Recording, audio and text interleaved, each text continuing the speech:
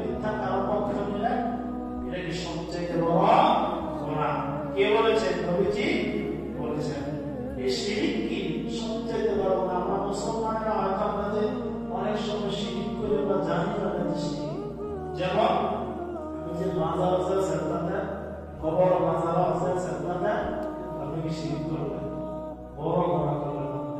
মাজার আছে যদি আপনি মাজার দেবেন, আল্লাহর ওলি আছে জিয়ারত করবেন।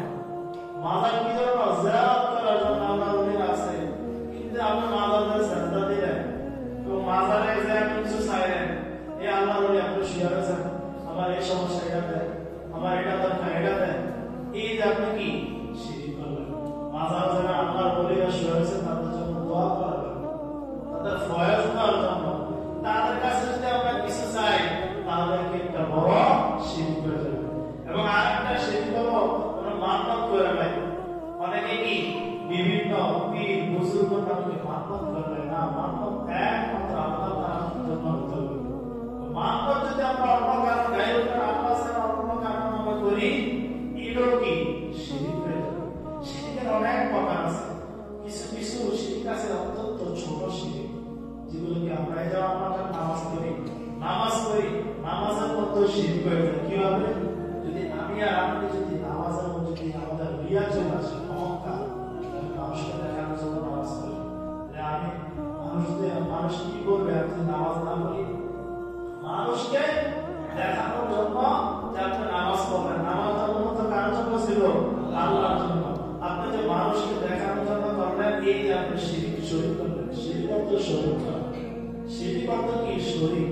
মানে এই নামাজের শরীক হলো আল্লাহর জন্য, আপনি শরীক করে রাখেন মানুষের সাথে, মানুষকে দেখানোর জন্য, এটা আপনার কি শিরিক।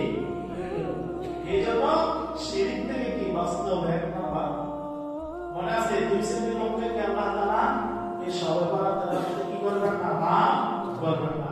এক নাম্বার কি? মুশরিক যারা শিরিক করবে। দুই নাম্বার মুশরিক যাদের ভিতরে হিংসা, যাদের ভিতরে কি আছে?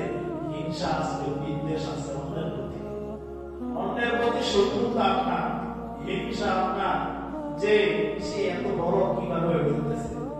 আপনার যদি জোরে কাউকে কারো ভালো দেখা, কেউ একটা কোনো কিছু করলে সে অনেক বড় হয়ে যেতেছে, বাড়ি করে নিল, গাড়ি করে নিল, তার অনেক টাকা পয়সা হয়ে যেতেছে, আপনার যদি জোরে, আপনার যদি খারাপ লাগে, তাহলে আপনার মধ্যে হিংসা আছে। তাহলে আপনি হিংসা আছে, তাহলে বাড়ি একটানা করবে, আবার দুইটানা করবে, আবার তিনটানা, বাজার এটা করে লাগতেছে, এটা করে লাগতেছে।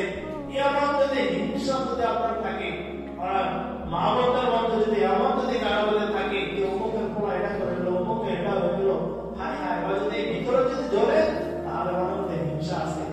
এই দুই শ্রেণীর লোককে কি আল্লাহ তাআলা সবে বরাতের রাতে মাফ করেন। তাহলে একটা কি বলছিলাম, তারা শিরিক করে। দুই নাম্বার কি? যাদের ভিতরে হিংসা আছে।